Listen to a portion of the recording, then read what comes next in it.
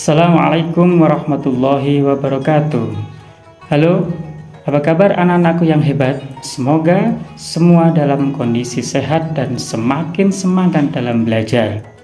Jadi, materi kali ini Pak Edi akan menjelaskan tentang beriman kepada Nabi dan Rasul Allah. Tujuan pembelajaran pada materi beriman kepada Nabi dan Rasul ini adalah yang pertama, menjelaskan arti iman kepada Rasul dengan benar. Yang kedua, menjelaskan tujuan diutusnya Nabi dan Rasul dengan benar. Yang ketiga, menyebutkan sifat-sifat wajib bagi Rasul dengan benar. Anak-anakku yang hebat, mari kita mulai materi kita dengan memahami pengertian iman kepada Rasul Allah. Jadi, beriman kepada Rasul Allah adalah rukun iman yang keempat. Beriman kepada Nabi dan Rasul berarti meyakini bahwa Nabi dan Rasul adalah utusan Allah untuk menyampaikan wahyu dari Allah kepada umatnya. Tahukah kalian bahwa Nabi dan Rasul itu mempunyai pengertian yang berbeda loh. Jadi, setiap Nabi belum tentu Rasul, tetapi setiap Rasul sudah pasti Nabi. Adapun tujuan seorang Rasul diutus Allah adalah sebagai berikut. Yang pertama, mengajak kaumnya untuk menyembah hanya kepada Allah dan melarang perbuatan syirik.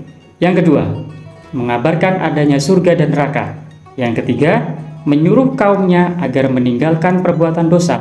Yang keempat, menyuruh kaumnya agar beramal soleh. Dan yang kelima, mengajarkan akhlak terpuji dan meninggalkan akhlak tercela.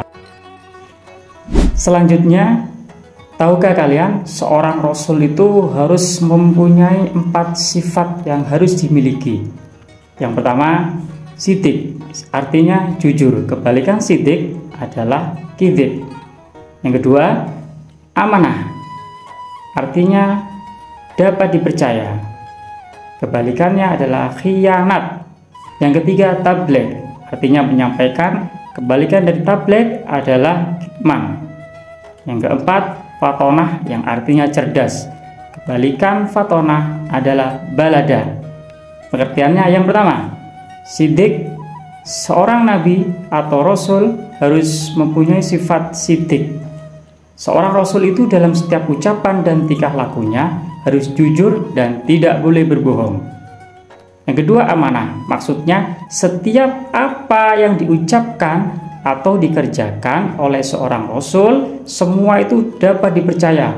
Jadi seorang rasul tidak mungkin akan mengkhianati umatnya dalam sikap ataupun titipan yang diamanatkan kepadanya.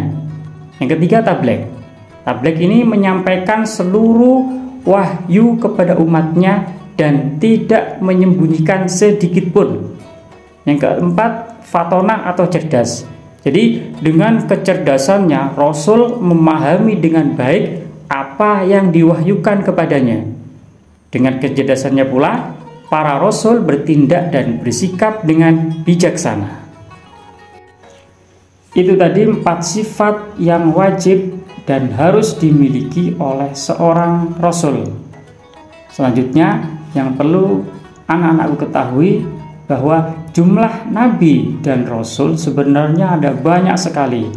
Jadi hanya Allah yang tahu, akan tetapi di Al-Qur'an disebutkan hanya 25 nabi yang wajib kita ketahui.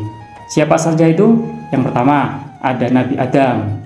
Kedua, ada Nabi Nuh, Hud, Saleh, Ibrahim, Lut, Ismail, Ishak, Yakub, Yusuf, Ayub, Su'aib, Musa, Harun, Zulkifli, Nabi Daud, Nabi Sulaiman, Nabi Ilyas, Ilyasa, Nabi Yunus, Nabi Zakaria, Nabi Yahya, Nabi Isa, dan yang terakhir adalah Nabi Muhammad SAW.